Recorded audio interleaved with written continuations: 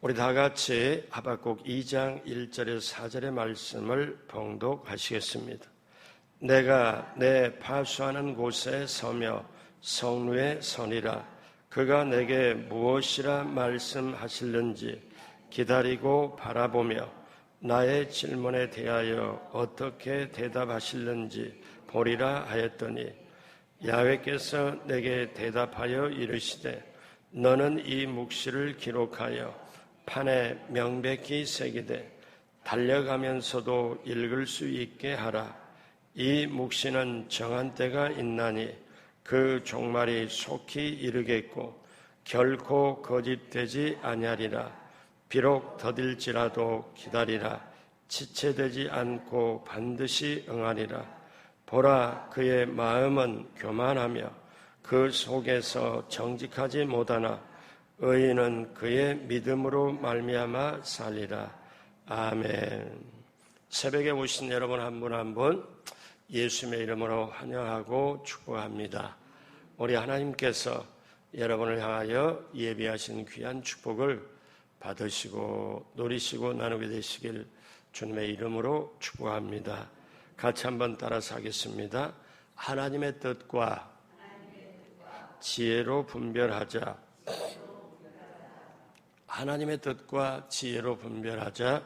이 주제를 가지고 새벽에 분별 시리즈 말씀을 전하고 있습니다. 오늘은 세 번째, 오늘 말씀의 제목은 기다림의 믿음과 분별입니다. 기다림의 믿음과 분별. 세계 제2차 대전이 끝난 이후로부터 유대인들은 그들의 중요한 절기 유월절이 다가오면 유월절 행사에 꼭 아니마밈의 노래를 부릅니다. 이 노래 제목 아니마밈, 그 노래 제목은 우리말로는 나는 믿는다 하는 뜻입니다. 나는 믿는다. 유대인이 유월절 행사 때 나는 믿는다.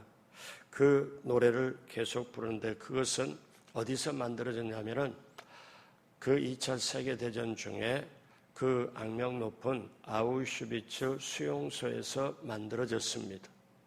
저 수용소에는 심지어 2차 세계대전에 약 600여만 명이 죽음을 당했다는 수용소, 그러니까 인류 역사에 가장 악하게 그 악이 자행된 장소라고 불립니다.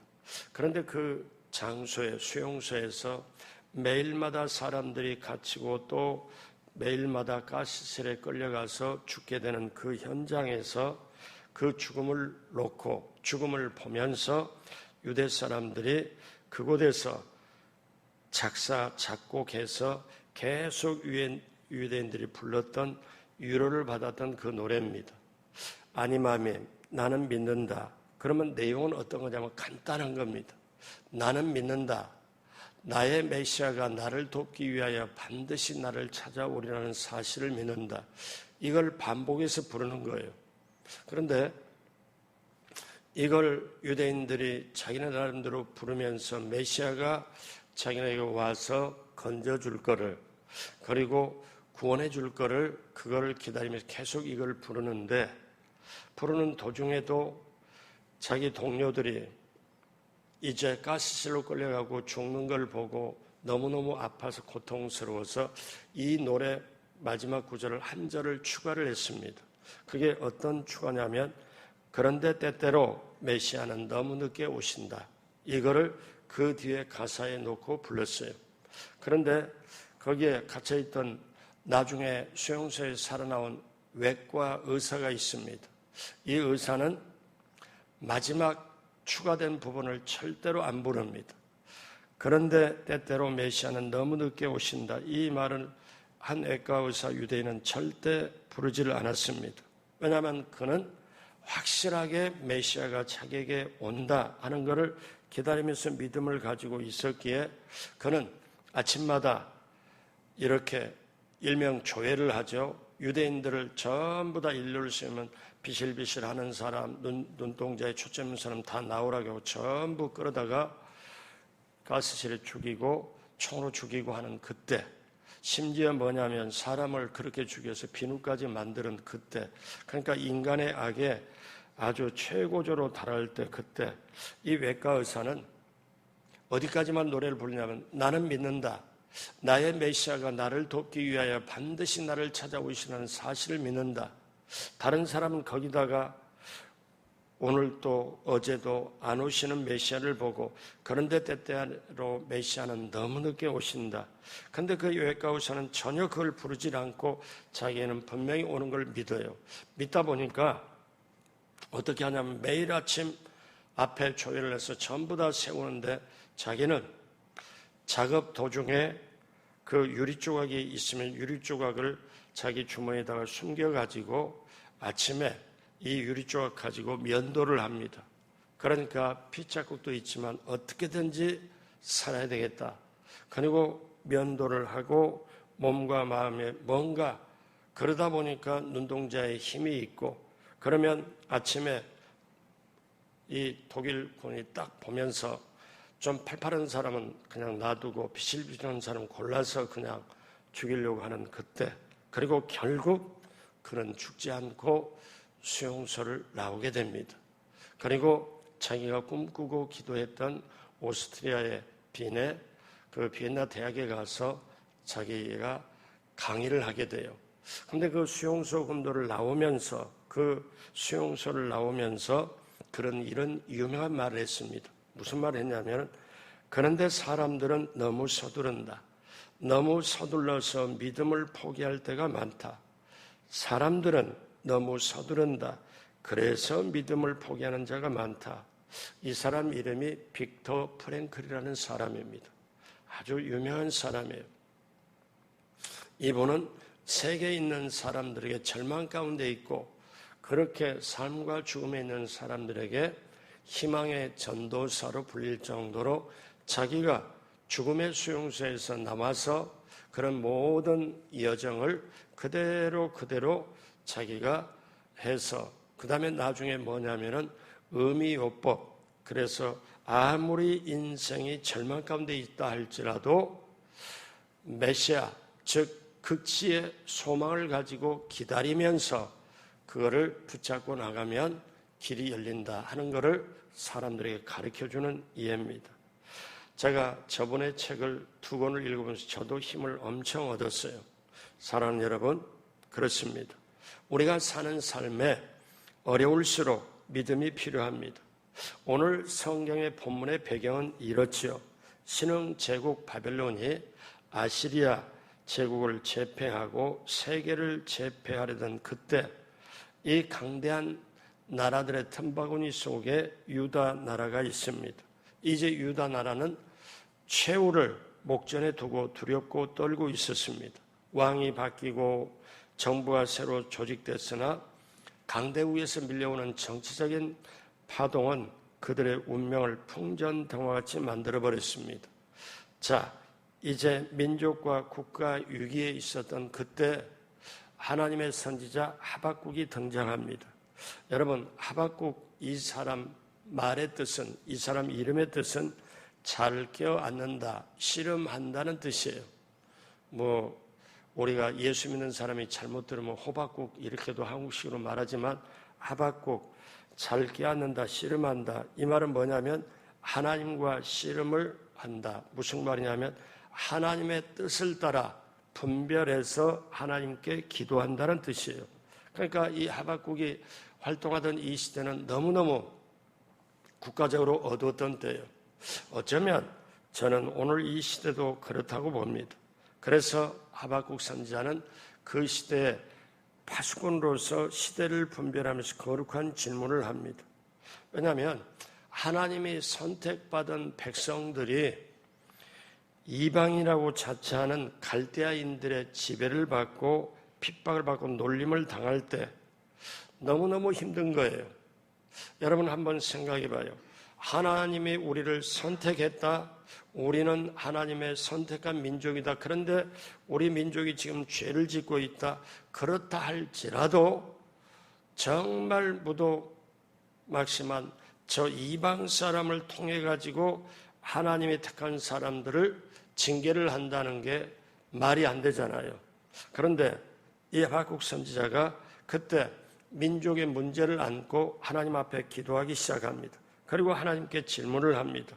하나님이 뭐라고 대답하시나? 자, 이때 하나님께서 하박국에게 가르쳐준 교훈은 같이 한번 따라서 합니다. 하나님을 바라고 기다려라. 그겁니다. 하나님을 바라보고 기다려라.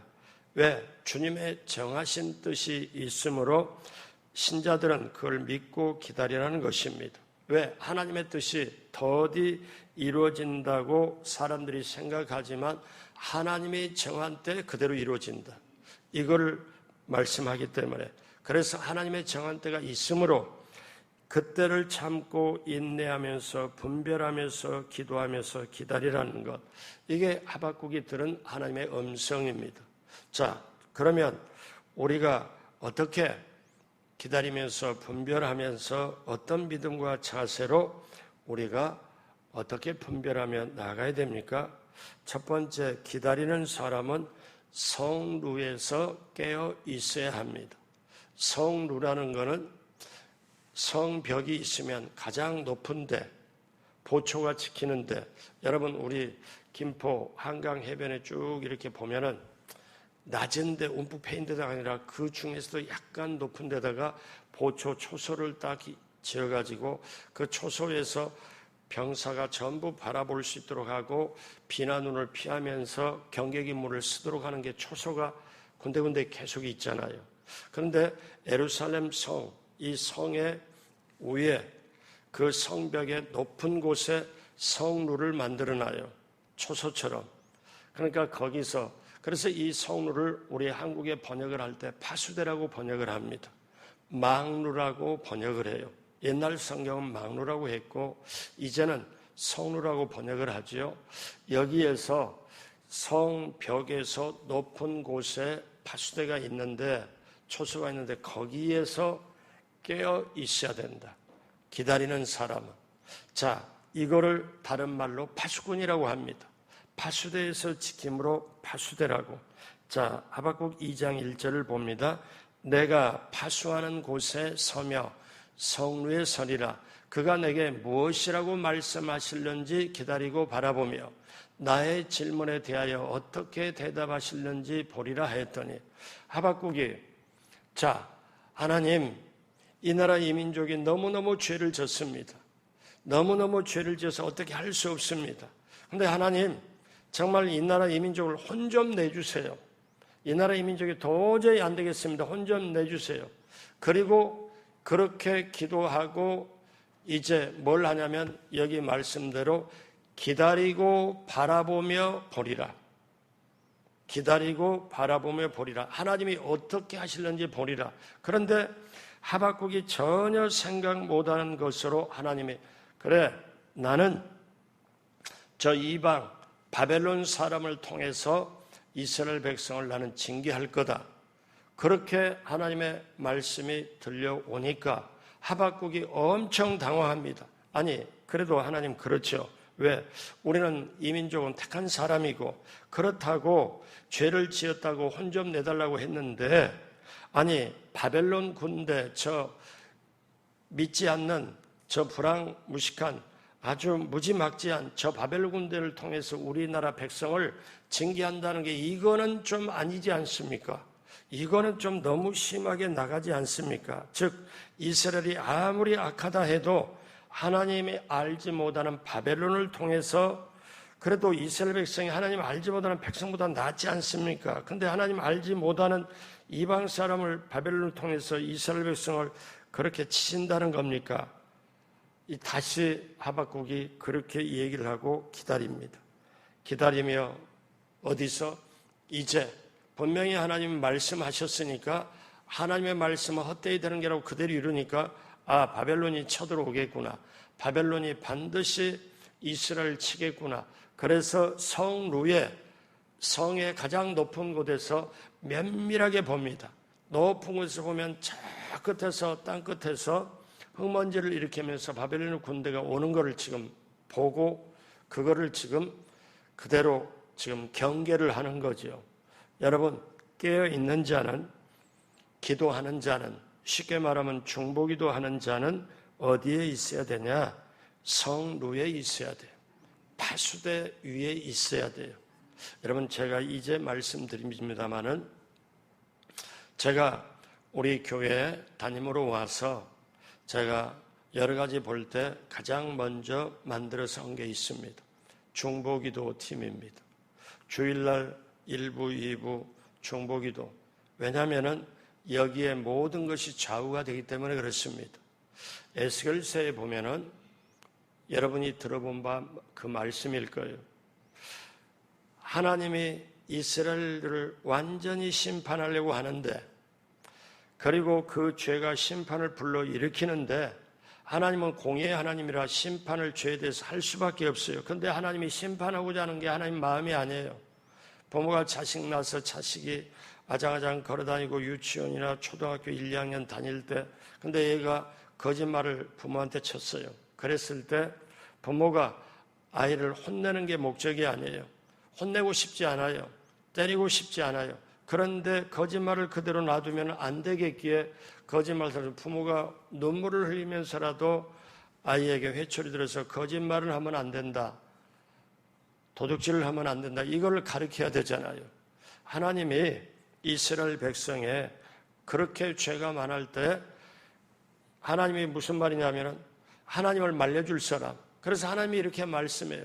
내가 저 이스라엘 백성의 분노에 심판을 할 수밖에 없고 나의 분을 공의로운 분노로 내가 쏟아 부을 수밖에 없는데 나로 하여금 막아서서 이스라엘 백성과 하나님 사이에 막아서서 중간에 서서 하나님 용서해 주세요. 하나님 그러시면 안 됩니다. 이럴 사람을 찾고 찾는 거예요. 왜? 내 마음은 혼내는 게 문제가 아니고 내 마음은 혼내키는 게 아닌데 그래서 나로 하여금 나를 좀 막아서서 그러면 안 되십니다. 좀 참아주십시오. 용서해 주십시오. 정말 하나님 그러시면 안 됩니다 하고 나로 하여금 하나님으로 하여금 막아서서 그렇게 하지 말아 주십시오. 용서해 주십시오. 이 사람을 찾다가 그 사람을 못 찾아서 결국 하나님이 그 분을 심판의 불을 쏟을 수밖에 없는 걸. 그때 하나님의 가슴이 얼마나 절절했겠어요. 나로 하여금 이 심판의 매를 들었는데 이거를 막아줄 사람을 찾다가 얻지 못한 거로. 이게 하나님 마음이거든요. 그러면 하나님의 선택한 백성이 죄를 지었다고 해서 정말 나쁜 저 이방 사람 데려다가 그들에게 완전히 왕이 눈알을 뽑히고 그리고 묶여서 끌려가고 그 전에 왕의 자녀가 그 왕이 보는 눈에서 얼마나 심판이 세요. 이스라엘 왕이 보는 데서 자기 아들, 딸 죽여. 그리고 너 다 봤냐? 그런 다음에 이 왕의 눈을 뽑아요. 그리고 데려가요. 얼마나 지옥스럽고 얼마나 이런 이방 사람을 통해서 이 심판이 오늘날 우리가 이 세상도 똑같이 마찬가지입니다. 죄가 너무 많아요. 그런데 교회 안에까지 죄가 들어왔어요. 그러니까 오늘날 절실한 것은 마지막 때고 국가를 보나 아니면 단체를 보나 교회를 보나 어디 보나 죄가 없는 데가 없어요. 자, 그러면 어떻게 해요? 마치 여기에 하박국 선지자의 마음처럼 깨어 있어야 하는데 뭘로 깨어 있습니까? 기도하는 사람이 깨어 있는 거예요. 예수님이 말씀해요. 시험에 들지 않게 깨어 기도하라. 그래서 중보기도가 얼마나 중요한지 몰라요. 중보기도자들이 그렇게 살립니다. 여러분, 소돔과 고모라가 왜 멸망했나요? 우리 쉽게 말하면 죄 때문에. 죄가 너무나 많아서. 틀린 말이 아닙니다. 맞아요. 죄 때문에 멸망할 수밖에 없죠. 그런데 아브라함은 그 속에 있는 자기 조카 롯의 가족을 살리려고 하나님 천사와 하나님과 어떻게 합니까? 계속 얘기를 합니다. 그 성에 의인 50명이 있으면 멸하겠습니까? 멸하지 않겠다. 45명, 40명, 30명, 20명, 10명까지. 아브라함이 뭐라고 그래요? 정말 제가 다시 한번 주여 노하지 마시고 다시 한번 제가 구하겠습니다. 그 성에 10명 의인이 있으면 그 성을 멸하겠습니다. 의인 10명 있으면 내가 그 성 멸하지 않겠다. 아브라함은 하나님의 심판의 불이 쏟아지면 자기 조카 롯이 저 40여 년 전에 그 전에 어떻습니까? 조카 롯을 자식 삼아서 데리고 왔기 때문에 자기 자식이 죽는 거나 마찬가지거든요. 얼마나 절절했겠어요. 그러면 보십시오. 소돔과 고모라가 죄가 많아 심판하는 거 당연합니다. 근데 사는 방법이 있잖아요. 의인이 10명이 있으면 소돔과 고모라 심판받지 않고 살 수 있잖아요. 오늘날 의인이 뭡니까? 중보기도 하는 사람이에요. 나라와 민족을 위해서 기도하는 사람이에요. 그러니까 우리가 새벽에 와서 아니면 우리가 예배 때마다 우리가 나라와 민족을 위해 기도할 수밖에 없는 거예요. 교회가 든든하게 마지막에 쓰려면 중보기도하는 사람, 예배를 위해서 중보기도해, 담임 목사를 위해서 중보기도를 해, 성도를 위해서 중보기도를 해. 하나님 이 예배 시간에 성도들이 졸지 않고 말씀을 받아내게 해주시고 담임 목사가 말씀을 전할 때 정말 하나님의 말씀을 하나님 말씀답게 전하게 해달라고, 그리고 그 말씀이 성도에 들어가서 성도의 마음이 옥토가 되어서 말씀이 씨앗이 열매를 때 30배, 60배, 100배 열매를 맺게 해달라고 중보기도하는 그 중보기도가, 그리고 또 어떤 기도를 해야 돼요? 어둠의 세력이 틈탈 때 일체 틈타지 말고 예수님의 보혈로 뿌리고 덮어서 그 예배에 정말 하나님이 영광 받고, 이 중보기도가 절실하게 필요합니다. 여러분, 교회나 가정이나 우리 개인에게 중보기도가 살면 반드시 모두가 살게 돼요. 여러분 모두가 정말 진실한 중보기도가 되길 주님의 이름으로 축복합니다. 그래서 베드로전서 5장 8절로 9절에 근신하라 깨어라 너희 대적 마귀가 오는 사자같이 두루다니며 삼킬 자를 찾나니, 5장 9절 같이 합니다. 너희는 믿음을 굳건하게 하여 그를 대적하라. 자, 그래서 사단이 제일 무서워하는 사람은 기도하는 사람입니다. 기도하는 사람 엘리야가 기도했더니 아합과 대결해서 물을 제단으로 그렇게 쏟아도 하늘에 불이 내려와서 다 핥아버렸습니다. 사랑하는 여러분, 그뿐만이 아니라 3년 6개월 동안 비가 오지 않았는데 하늘문을 열게 하고 비가 내린 건 무엇입니까? 기도. 여러분, 그 기도함으로 엘리야는 아합과 이세벨을 이겼습니다. 그 시대와 세상을 이긴 거죠. 오늘 새벽에 오신 여러분, 저와 여러분만큼이라도 이 기도의 불을 계속 지피게 되고 기도의 끈을 놓지 마시길 주님의 이름으로 축복합니다. 둘째로, 기다리는 사람은 참고 인내해야 됩니다. 자, 이제 하나님께서 이 이방 통하여 이스라엘 백성을 심판하면 어찌입니까? 이렇게까지는 너무 하신 거 아닙니까? 이제 하나님의 응답이 하박국에 내려옵니다. 2장 2절에 같이 합니다. 야훼께서 내게 대답하여 이르시되 너는 이 묵시를 기록하여 판에 명백히 새기되 달려가면서도 읽을 수 있게 하라. 그러니까 이 판에 내가 지금 하는 말을 그대로 새기되 달려가면서도 이걸 보고 읽을 수 있게 하라. 그러니까 확실하게, 명백히 확실하게 눈에 볼 수 있도록 새기라는 말이죠. 2장 3절 같이 합니다. 이 묵시는 정한 때가 있나니 그 종말이 속히 이르겠고 결코 거짓되지 아니하리라. 비록 더딜지라도 기다리라. 지체되지 않고 반드시 응하리라. 그러니까 이 말씀은 어떤 말씀이냐? 너희가 죄값으로 바벨론에 끌려가서 살 거다. 그리고 때가 되면 다시 내가 돌아오게 할 거다. 그리고 그때 정신 차리고 이제 나 하나님을 제대로 믿을 거다. 이것은 그대로 이루어질 것이니까 너는 이것을 지금 당장 눈에 안 보일 대로 더딜지라도 기다려라. 지체되지 않고 반드시 뜻대로 그대로 진행이 된다. 이걸 말씀드리는 거예요. 여러분, 그래서 신앙은 우리가 지금 분별 시리즈를 하면서 우리가 꼭 알아야 되는 게, 신앙이 뭐냐?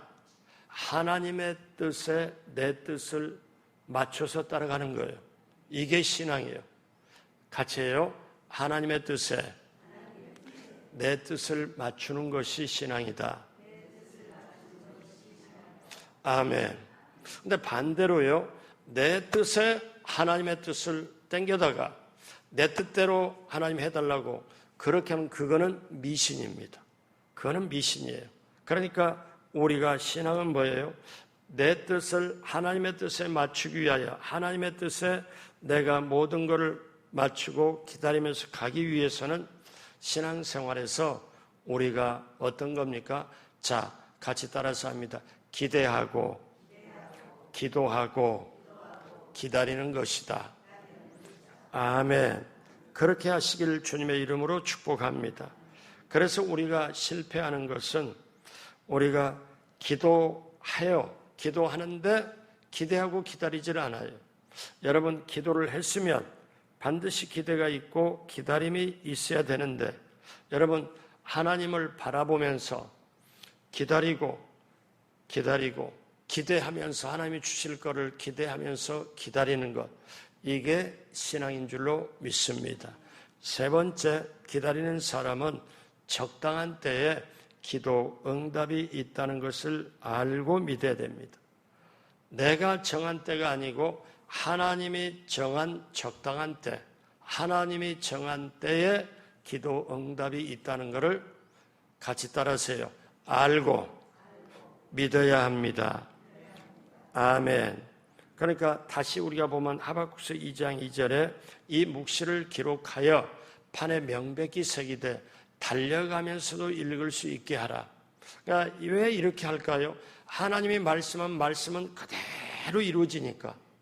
그리고 2장 3절에 이 묵시는 정한 때가 있나니 그 종말이 속히 이르겠고 결코 거짓되지 아니하라. 반드시 이루어진다는 거죠. 비록 더딜지라도 기다려라. 지체되지 않고 반드시 응하리라. 그러니까 하나님의 때에 있다는 거죠. 여러분, 주님은 내가 지금 침묵하고 있지만 나는 침묵 속에서도 역사하고 있다. 나를 바라보고 나를 기다려라. 여러분, 많은 성도님들이 기도하고 질문하다가 더 이상 기다리지 못하고 넘어지고 자빠집니다. 여러분 보십시오. 모세가 시내산에 올라가서 40일 동안 주야로 있더니 밑에 백성들은 어떻게 합니까? 기다리지를 못해요. 우리를 인도한 영적 지도자 위대한 모세가 눈에 안 보여요. 일주일 기다렸는데 2주 기다렸는데 3주 기다렸는데 안 보여요. 어떻게 해요? 그래서 우리가 금송아지를 만들자. 그리고 금송아지 보고 그들이 절하면서 뭐냐면 애굽에서 우리를 인도해 낸 신이 바로 금송아지다. 그러면 여러분 생각할 때 어떻게 저렇게 우상 숭배할 수 있냐? 아닙니다. 여러분, 그들을 한쪽으로는 이해도 돼요. 애굽에서 있을 때 애굽에서 모든 사람들이 포로로 끌려와서 거기 생활할 때 그들이 눈에 계속 본 게 있어요. 애굽에서는 모든 동물도 신으로 여기고 다 했는데 금송아지 만들어 놓고 그 앞에 자라는 걸 계속 봐왔거든요. 그들이 그렇게 하는 걸 보니까 우리를 인도해 낸 신도 그거다. 눈으로 본 그대로 습관대로 그걸 본 대로 그걸 만들어 놓고 거기다. 우리 생각에는 말도 안 된다고 하잖아요. 여러분 기억하십시오. 저와 여러분들이 비록 더딜지라도 기도하고 기대하고 기다려야 되는 줄로 믿습니다. 이게 여러분 기대하고 기다리고 이러려면 지혜도 필요하고 분별도 필요하고 믿음도 필요합니다. 그래서 여러분 하나님은 우리가 기도할 때 여러분 꼭 아셔야 될 게 있어요. 하나님 이 문제가 해결해 주십시오. 이 문제가 반드시 해결돼야 됩니다. 이 기도에 응답해 주십시오. 우리 하나님께 기도할 때 우리는 환경이 확 뒤집어 엎어서 변화되길 원하고 문제가 팍 해결되길 원하지만 하나님이 응답하는 방법은 지금 환경을 확 뒤집어서 사람이 변화되고 환경이 변화되고 이걸 우리는 원하지만 하나님은 뭐부터 주시는가 하면은 우리 마음속부터 먼저 응답을 해주세요. 어떻게? 마음속에 염려가 사라지고 마음속에 평안하도록 마음을 지키도록 먼저 해주시고 그 다음에 뭘 해주시냐? 환경이 변하도록 해주세요. 자, 빌립보서 4장 6절에 7절에 우리가 상황이 어렵다 할지라도 힘들다 할지라도 우리 다 같이 해요. 아무것도 염려하지 말고 다만 모든 일에 기도와 간구로 너희 구할 것을 감사함으로 하나님께 아뢰라. 그리하면 모든 지각에 뛰어난 하나님의 평강이 그리스도 예수 안에서 너희 마음과 생각을 지키시리라. 아멘. 그렇기 때문에 저와 여러분들이 꼭 알아야 되는 게 지금 상황이 힘들어도 비록 더딜지라도 우리 하나님 말씀한 건 반드시 그대로 이루어지니까 이렇게 하나님은 어디까지 아시냐? 오늘 하박국 2장 4절에 보라 그의 마음은 교만하여 그 속에 정직하지 못하나. 무슨 뜻이냐면 저 바벨론 사람들이 교만하고 그 속에 정직하지 못하는 게 있는 걸 하나님이 다 알고 계신다는 거예요. 바벨론 사람들이. 근데 그걸 알고도 이스라엘 백성을 심판하도록 만드는 그것. 그래서 하박국서 유명한 말이 있잖아요. 이 말씀이 뭐냐면 하나님이 바벨론에 있는 사람들을 정직하지 못하고 교만한, 그렇지만 그런 사람들을 동원해서라도 이스라엘 백성을 정신을 차리게 할 수밖에 없는 하나님.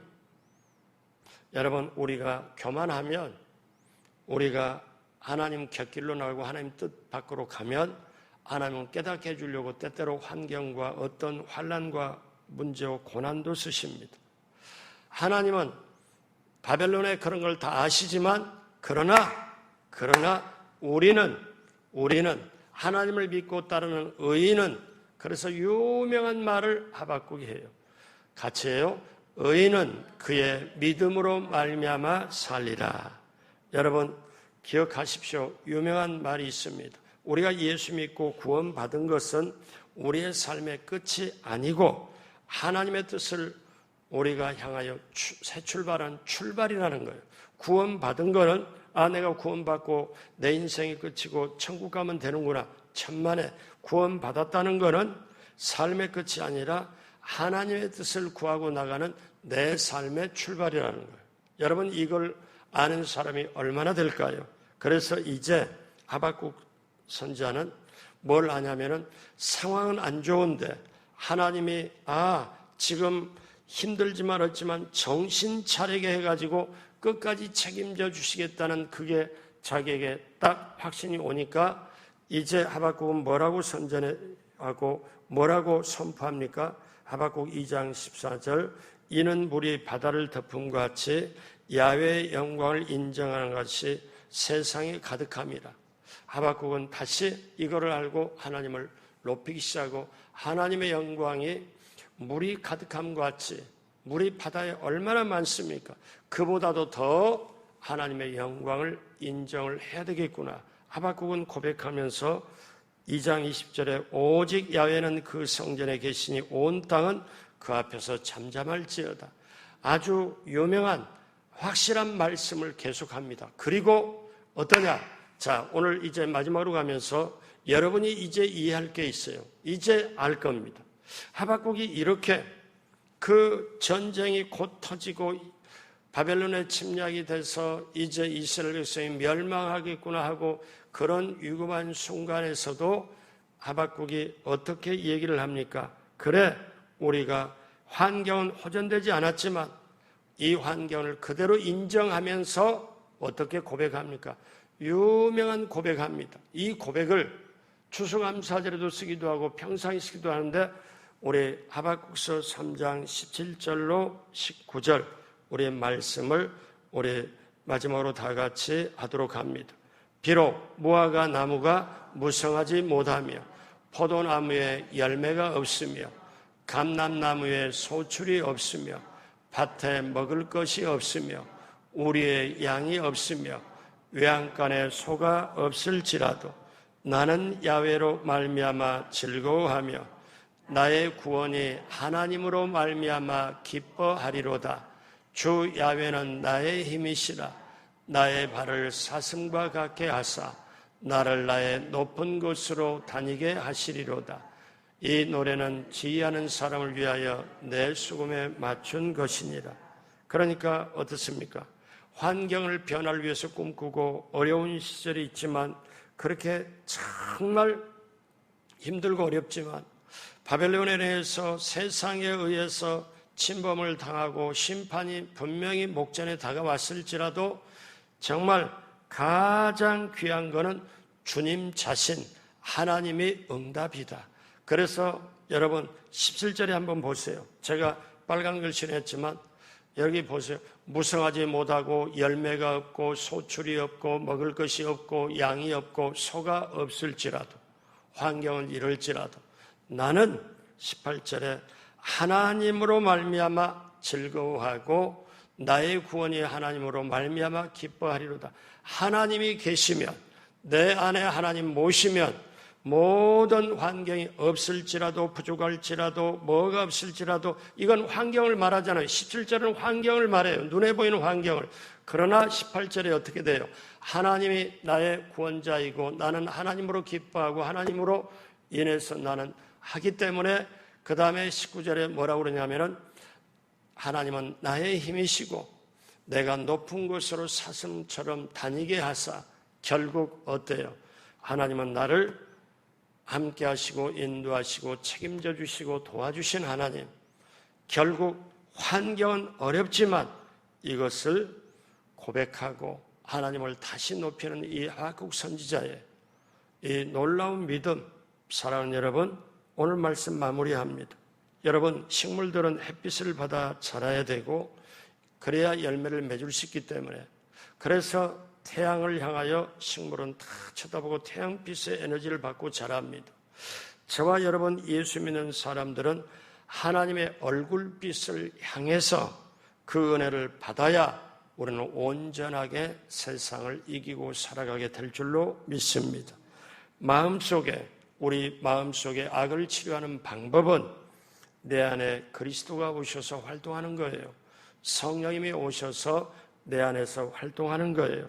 그래서 그 성령님이 내 안에 모시고 내 마음과 내 생각을 주관하면 내가 선한 생각을 하고 내가 선한 감정도 품게 되고 결국 오늘 올바로 분별할 수 있게 돼서 하박국 선지자는 환경이 힘들게 다가와도 올바로 분별이 되고 결국 그 환경은 그대로 어렵게 되겠지만 환경을 뛰어넘어서 모든 걸 역사하는 하나님을 높이고 찬양하며 내 환경이 없을지라도 나는 하나님으로 인하여 기뻐하고 구원을 인하여 나는 즐거워하며, 그리고 하나님이 높여주신 그 하나님, 그 믿음의 고백, 찬양의 고백을 하면서 그 시대와 세상을 이겨버리는 하박국 선지자의 이 믿음, 이 분별, 이 기도, 이 하나님을 찬양하는 것이 저와 여러분들의 것이 되어서 오늘 이 시대가 마지막 때 말세, 거짓이 난무하고 어쩌면 이 하박국 시대처럼 하나님의 심판이 가로 놓여있는 그 상황 속일지라도 우리가 정말 믿음으로 지혜로 분별하고 기대하고 기도하며 기다리는 여러분 분별과 그리고 그 믿음으로 가득 차서 승리하게 되시길 주님의 이름으로 축복합니다. 기도하겠습니다. 하나님 아버지 감사합니다. 오늘 새벽에도 새벽을 깨우고 이렇게 나와서 말씀 듣게 하여 주시고 찬송하게 하여 주셔서 감사합니다. 이제 이 찬송 그리고 말씀을 듣고 이제 하나님 앞에 구할 때 너희가 내 안에 거하고 내 말이 너희 안에 거하면 무엇이든지 원하는 대로 구하라 그리하면 이루리라. 그 말씀이 사랑하는 우리 성도님들, 이 새벽에 나온 성도님들에게 그대로 임하게 하여 주옵소서. 새벽에 나와서 반주로 드럼으로 묵묵히 전날 와서 연습하고 새벽마다 나와서 하는 봉사자를 하나님 기억하여 주시고 인생을 책임져 주옵소서. 감사하며 예수님의 이름으로 축복하고 기도드립니다. 아멘.